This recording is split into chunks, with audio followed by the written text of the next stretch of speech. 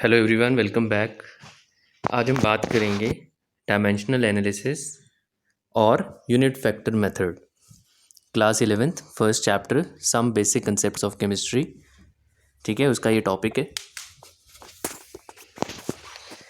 Okay, सो हमारे contents में सबसे पहले हम बात करेंगे डायमेंशनल एनालिसिस होता क्या है। कुछ एग्जांपल्स देखेंगे। पहले हम सिंपल से एग्जांपल देखेंगे, फिर थोड़े से कॉम्प्लेक्स एग्जांपल्स देखेंगे, फिर एक टेबल देखेंगे जिसमें डिफरेंट यूनिट्स के बीच में रिलेशनशिप दिया है, वो सब देखेंगे। डायमेंशनल एनालिसिस बेसिकली ये एक मेथड है जिसमें आप वन यूनिट को दूसरी यूनिट में कन्वर्ट करते हैं, या आप बोल सकते हो एक सिस्टम की यूनिट को दूसरे सिस्टम की यूनिट में कन्वर्ट करते हैं। इसी को हम लोग फैक्टर लेबल मेथड भी बोलते हैं, यूनिट फैक्टर मेथड भी बोलते हैं, ठीक है, और डायमेंशनल एनालिसिस भी बोलते हैं। ठीक, चलिए एक क्वेश्चन देखते हैं पहले इसको समझने के लिए। A piece of metal is 3 inch, ठीक है, उसकी लेंथ दी है। What is the length in centimetre, आपको लेंथ को सेंटीमीटर में चेंज करना है। तो सबसे पहले हमें ये रिलेशनशिप पता होना चाहिए। तो इस वीडियो के एंड में हम एक टेबल देखेंगे जहाँ पे डिफरेंट रिलेशनशिप्स दिए हैं। मोस्टली क्वेश्चन में रिलेशनशिप आपको दिया होता है, बट अगर नहीं दिया हो तो आपको कुछ रिलेशनशिप्स आने भी चाहिए। ठीक है, तो हम जितने क्वेश्चंस करेंगे आप उसके रिलेशनशिप साइड बाय साइड याद रखिए, ये आपको वैसे भी काम आएगा। ठीक है, तो लास्ट में मैं टेबल भी दे दूंगा जिसमें सारे इंपॉर्टेंट रिलेशनशिप्स हैं। सो 1 इंच किसके इक्वल है? 2.54 सेंटीमीटर के इक्वल है। इस रिलेशन से हम इस रिलेशन का यूज़ करके हम लोग निकालेंगे यूनिट फैक्टर। ठीक है, यूनिट फैक्टर निकालेंगे और उसके बाद फिर आगे हमारा क्वेश्चन सॉल्व हो जाएगा। ठीक है, तो यूनिट फैक्टर कैसे निकलता है? देखो 1 इंच किसके इक्वल है? 2.54 सेंटीमीटर। ठीक, मुझे क्या करना है? Unit factor. यूनिट फैक्टर में यूनिट का मतलब क्या है? 1। तो मुझे यहाँ से ना 1 की वैल्यू निकालनी है। अब 1 की वैल्यू कैसे निकलेगी? दो ऑप्शन है। पहला ऑप्शन है, आप क्या करें, इस 1 इंच को उठा के इस तरफ ले जाएं, तो ये उधर जाके डिवाइड हो जाएगा। तो ठीक है, तो यहाँ पीछे क्या रह जाएगा? 1 रह जाएगा।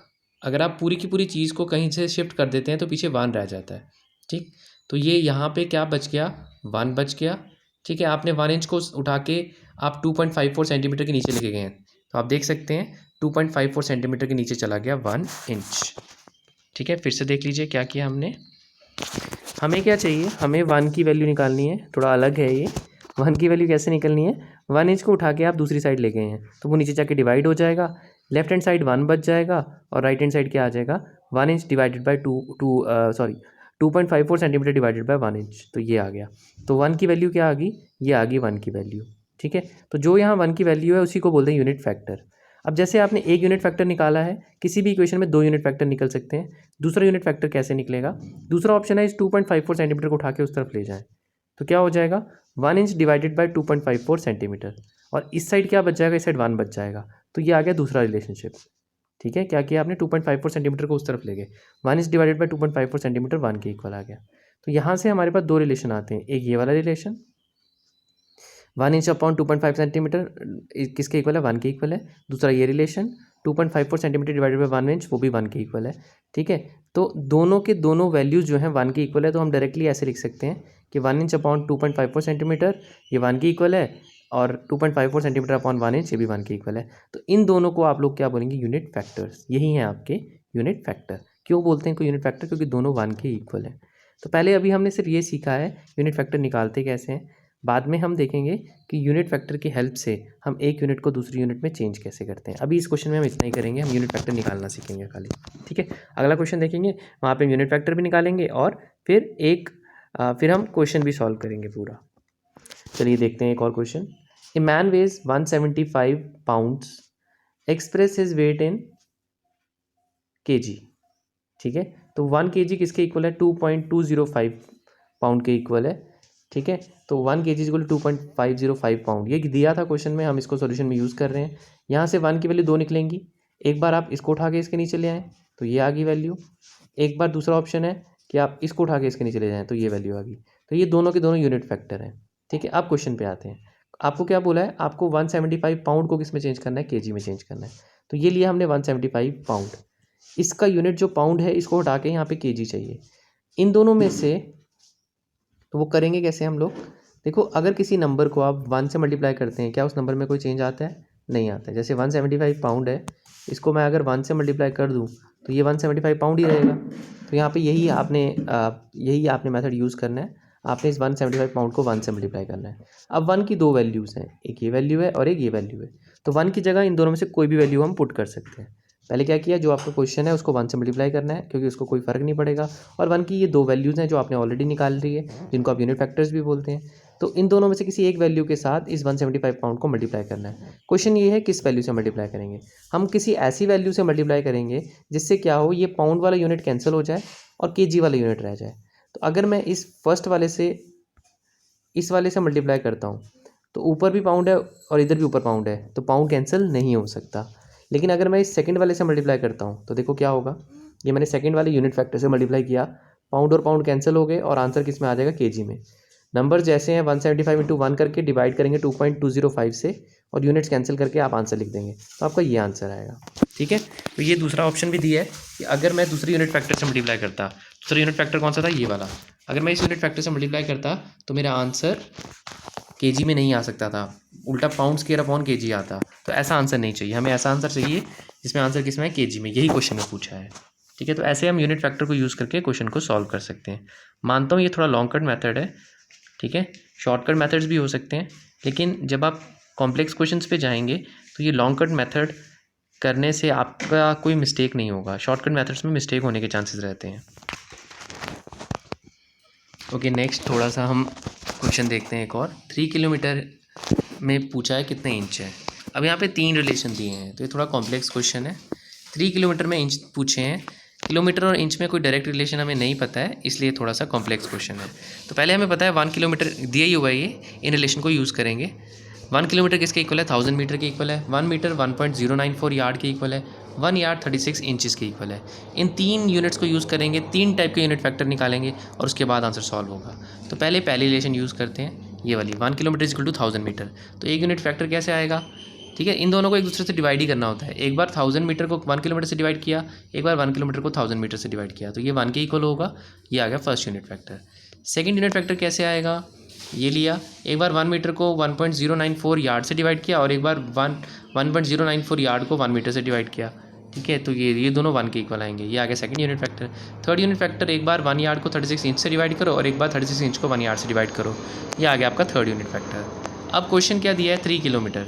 ठीक है, अब आपके पास 3 यूनिट फैक्टर है, तो हम क्या करेंगे, 3 किलोमीटर को 3 बार 1 से मल्टीप्लाई करेंगे।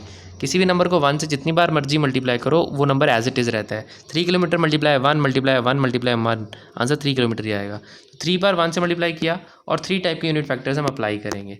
यूनिट फैक्टर इस तरह से अप्लाई करना है कि क्या हो, जो आपकी इनिशियल यूनिट है वो कैंसिल होती जाए। इनिशियल यूनिट क्या थी, किलोमीटर। ठीक है, तो ये पहला टाइप का यूनिट फैक्टर है, इसमें किलोमीटर है। अब किलोमीटर यहाँ न्यूमरेटर है, तो आप इन दोनों में से वो यूनिट फैक्टर लोगे जहाँ पे किलोमीटर डिनोमिनेटर में हो, ताकि ये ऊपर वाला किलोमीटर नीचे वाले के साथ कैंसिल हो जाए। तो हम ये फर्स्ट वाला यूनिट फैक्टर यूज़ करेंगे, तो हमने वही यूज़ किया है। यहाँ से किलोमीटर और किलोमीटर कैंसिल हो गया, आंसर अब आ गया किसमें, मीटर में। Next time second unit factor use करना है और उसमें क्या करना है, अब आपका टारगेट है, किलोमीटर तो कैंसिल हो ही चुका है, अब मीटर में यूनिट है। आपका टारगेट है, ये है मीटर वाला यूनिट फैक्टर, आपका टारगेट है कि ये वाला मीटर कैंसिल हो जाए। तो मीटर न्यूमरेटर में है, आप ऐसा यूनिट फैक्टर लेंगे जिसमें मीटर डिनोमिनेटर में है, तो ये फर्स्ट वाला लेंगे। मीटर मीटर से कैंसिल हो जाएगा, ठीक है, मल्टीप्लाई करके जो आंसर है वो लिख देंगे आप, और अब यूनिट क्या हो गया आपका, यार्ड। लास्ट टारगेट है आपका कि ये यार्ड कैंसिल हो जाए, ये लास्ट यूनिट फैक्टर जिसमें यार्ड दिया है। तो क्या करेंगे, ठीक है, तो यार्ड यहाँ पे न्यूमरेटर में, यहाँ डिनोमिनेटर में जहाँ पे है वो यूनिट फैक्टर लेंगे, ये वाला लेंगे हम। यार्ड और यार्ड कैंसिल, नंबर्स को मल्टीप्लाई करो, ठीक है, और लास्ट में यूनिट क्या बच गया, इंच। तो ये आपका आंसर है। ठीक है, यहाँ पे लास्ट में एक चीज़ और बताइए कि आपने फाइनल आंसर को 3 सिग्निफिकेंट फिगर्स में लिखा है। ऐसा इसलिए किया है क्योंकि जितने भी आप नंबर्स मल्टीप्लाई करते हैं, ठीक है, उसमें क्या है, जितने भी आप नंबर मल्टीप्लाई कर रहे हैं, ये वाले 1 2 3 और 4, ये एग्जैक्ट नंबर्स हैं। एग्जैक्ट नंबर्स के हम सिग्निफिकेंट फिगर्स नहीं चेक करेंगे, हम उन नंबर्स के सिग्निफिकेंट फिगर्स चेक करेंगे जो डेसिमल में है। तो डेसिमल में यहाँ पे 3 सिग्निफिकेंट फिगर्स हैं और यहाँ पे 4 हैं। तो आपको पता है, रूल कहता है कि आपने आंसर को उतने सिग्निफिकेंट फिगर्स में रखना है जितने उस नंबर में हो जिसमें कम सिग्निफिकेंट फिगर है। तो इसमें 3 हैं, इसमें 4 हैं, तो कम 3 हैं, तो आंसर को 3 सिग्निफिकेंट फिगर्स में रखना है। ये एग्जैक्ट नंबर है, इनको नहीं लेकर चलेंगे। अगर हम एग्जैक्ट नंबर को लेकर चलते हैं, एग्जैक्ट नंबर में इनफाइनाइट पॉसिबिलिटीज़ आ जाती हैं, ठीक है, सिग्निफिकेंट फिगर्स की। तो एग्जैक्ट नंबर को इग्नोर करो, बाकी जो आपको डेसिमल फॉर्म में दिए हैं उनको लेकर वहाँ से उस वाले डेसिमल को ले लो जिसमें कम सिग्निफिकेंट फिगर है मल्टीप्लाई करते समय, और आंसर को उतने सिग्निफिकेंट फिगर्स में छोड़ देना है। ठीक है। तो जिनको ये सिग्निफिकेंट फिगर्स वाला रूल नहीं पता है वो पिछली वीडियो जाके सिग्निफिकेंट फिगर्स को अच्छे से स्टडी कर सकते हैं, ठीक है। ये सब क्लियर हो जाएगा। मेरे पढ़ाने से कुछ नहीं होगा जब तक आप खुद प्रैक्टिस नहीं कर रहे और आप चीज़ों को समझने की कोशिश नहीं कर रहे। आप जितना समझने की कोशिश करेंगे चीज़ें उतनी क्लियर होती चली जाएंगी, आपके क्वेश्चन उतने अच्छे से सॉल्व होंगे और आपको उतना ज़्यादा मज़ा आएगा, ठीक है। और साइड बाय साइड मैं बार बार बोलता हूँ, अपनी टेक्स्ट बुक, अपना रिफ्रेशर ओपन करें, साइड बाय साइड आप वहाँ से क्वेश्चंस प्रैक्टिस कर सकते हैं। थॉरोली रीड चाहे ना भी करें, क्वेश्चंस तो प्रैक्टिस कर ही सकते हैं ना। तो रिफ्रेशर लेकर वहाँ 1 मार्क के, 2 मार्क के, 5 मार्क्स के जो इन टॉपिक से रिलेटेड क्वेश्चन हैं आप प्रैक्टिस कर सकते हैं। इनफैक्ट वहाँ जो कंपटीशन वाला सेक्शन होता है वहाँ से आप मल्टीपल चॉइस भी प्रैक्टिस कर सकते हैं, ठीक है। प्रैक्टिस करेंगे तो आपको पता चलेगा आपका कितना लेवल बन रहा है, ठीक है। अच्छा, अब कई बार क्या होता है आप प्रैक्टिस करते हैं आपका आंसर नहीं आता है, तो आपने तो रिफ्रेशर लिया, वहाँ आंसर तो दिया ही है। अगर आपका आंसर सही नहीं आ रहा, एक बार आप आंसर को रीड करें और अपनी मिस्टेक्स फाइंड आउट करें। आई एम डैम श्योर अगर आपका आंसर गलत भी होता है, आप उसके बाद बुक को गो थ्रू करते हो, ठीक है, आपका नेक्स्ट टाइम कभी भी आंसर गलत नहीं होगा, आपको वो क्लियर हो जाएगा, आपकी मिस्टेक जो है वो इम्प्रूव हो जाएगी ऑटोमेटिकली अगर आप अपनी गलती को चेक करते हैं कि क्या मैंने गलत किया था। आंसर अगर आप चेक करते हैं तो, ठीक है। यही मेथड है पढ़ने का, इसको अप्लाई करेंगे तो डेफिनेटली बहुत दूर जाएंगे, ठीक है, बहुत अच्छा करेंगे अपनी लाइफ में। ओके, नेक्स्ट ये हमारा क्वेश्चन है एक, इसमें दिया है mass of precious stone is expressed in terms of carat. 1 carat 3.168 grams के इक्वल है और 1 ग्राम 15.4 ग्रेन्स के इक्वल है। सॉरी, ये ग्राम्स नहीं था, ग्रेन्स था। तो calculate the total mass of ring in gram and kilogram which contain 0.500 carat. मतलब आपको 0.500 कैरेट दिया हुआ है, आपको इसको ग्राम में भी चेंज करना है और किलोग्राम में भी चेंज करना है। दो रिलेशंस दिए हैं आपको जहाँ से आप दो टाइप के यूनिट फैक्टर बनाएंगे। एक ये फर्स्ट वाला कि 1 कैरेट किसके इक्वल है, 3.168 ग्रेन्स के इक्वल है। तो ये इससे क्या बन जाएगा, एक बार लिखो 1 कैरेट अपॉन 3.168 ग्रेन्स और एक बार लिखो 3.168 ग्रेन्स अपॉन 1 कैरेट, दोनों 1 के इक्वल आएंगे। तो फर्स्ट टाइप का यूनिट फैक्टर तो बन गया। सेकंड है 1 gram is equal to 15.4 grains. तो एक बार लिखो 1 ग्राम अपॉन 15.4 ग्रेन, एक बार लिखो 15.4 ग्राम अपॉन 1 ग्राम। ये दोनों आपस में भी इक्वल है और ये 1 के इक्वल है, तो ये सेकंड यूनिट फैक्टर आ गया। अब बस अब इनको यूज़ करना है और आपने आंसर किस में निकालना है, ग्राम में निकालना है और किलोग्राम में निकालना है। तो पहले ग्राम में निकालेंगे, कैसे निकालेंगे, 0.500 कैरेट है तो दो यूनिट फैक्टर है, इसको दो बार 1 से मल्टीप्लाई करेंगे कोई फ़र्क नहीं पड़ेगा, और उन 1 को रिप्लेस करके एक यूनिट फैक्टर यहाँ से लेना है और एक यहाँ से लेना है। तो कैरेट को कैंसिल करना है, किधर है कैरेट, यहाँ पर कैरेट है। यहाँ पे कैरेट कहाँ है, न्यूमरेटर में, तो जहाँ डिनोमिनेटर में उसको ले लो, ये यूनिट फैक्टर हम सिलेक्ट करेंगे, ठीक है। आपके क्वेश्चन में न्यूमरेटर में है कैरेट, तो डिनोमिनेटर में जहाँ यूनिट फैक्टर है कैरेट है वो वाला यूनिट फैक्टर लेना है, ये ले लेना है। कैरेट कैरेट कैंसिल हो जाएगा, आंसर ग्रेन्स में आ जाएगा। नेक्स्ट स्टेप में ये वाला यूनिट फैक्टर यूज़ करेंगे। अब ग्रेन्स न्यूमरेटर में है, इन दोनों में से वो लेंगे जहाँ ग्रेन्स डिनोमिनेटर में हो, तो ये वाला लेंगे, तो ग्रेन्स ग्रेन्स के साथ कैंसिल हो जाएगा, आंसर किस में आ जाएगा, ग्राम में। नंबर्स को वैसे ही मल्टीप्लाई करना है, ठीक है। और सिग्निफिकेंट फिगर्स वाला रूल भी लगा सकते हैं, जहाँ पे वो नंबर ले लो जहाँ कम सिग्निफिकेंट फिगर्स है, आंसर को वहाँ तक रख लो, ठीक है। तो इधर है,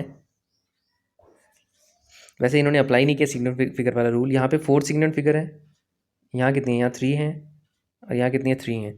3 में आंसर लिखना चाहिए था 0.100, ये आंसर लिखना चाहिए था। चलो कई बार हम सिग्निफिकेंट फिगर वाला रूल नहीं भी अप्लाई करते हैं और यहाँ इतना इंपॉर्टेंट नहीं है, यहाँ पे आपको बस यूनिट फैक्टर पे ध्यान देना है। अप्लाई करोगे तो बहुत अच्छी बात है। नेक्स्ट है इसी को किलोग्राम में चेंज करना है।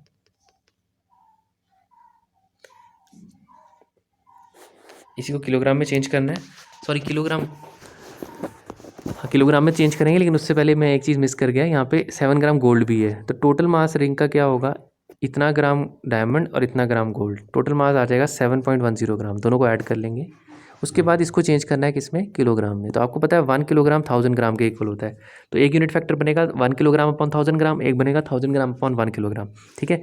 ग्राम को कैंसिल करना है तो वो यूनिट फैक्टर लोगे जहाँ पे ग्राम डिनोमिनेटर में आ रहा है, क्योंकि यहाँ पे क्वेश्चन में ग्राम न्यूमरेटर में, कैंसिल होगा, आंसर आपका किलोग्राम में आ जाएगा। तो हो जाएगा आपका, बहुत ईजी है, ठीक है।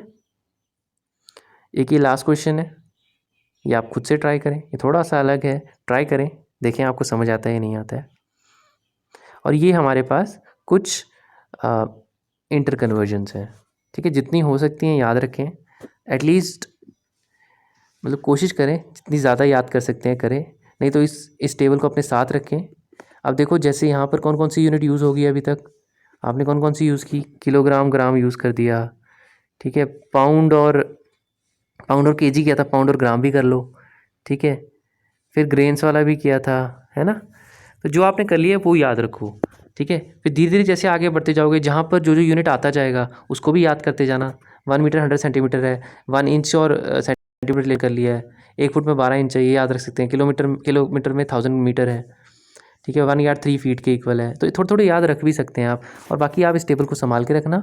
जैसे जैसे आप आगे बढ़ेंगे केमिस्ट्री में, जैसे डिफरेंट यूनिट्स यूज़ होंगे उनको याद करते जाना, ठीक है। तो मतलब जितने आपको यूनिट्स आपकी बुक में यूज़ होते हैं आपको वो सारे आने चाहिए। तो बस धीरे धीरे जैसे जैसे यूनिट यूज़ होता है एक बार आप पीछे इस टेबल पर आकर इसको याद कर सकते हैं। आप इसका स्क्रीनशॉट ले सकते हैं ताकि आपको रिवाइज करने में हेल्प हो, ठीक है। इतना ही करेंगे आज हम। Thank you so much for listening and don't forget to subscribe the channel.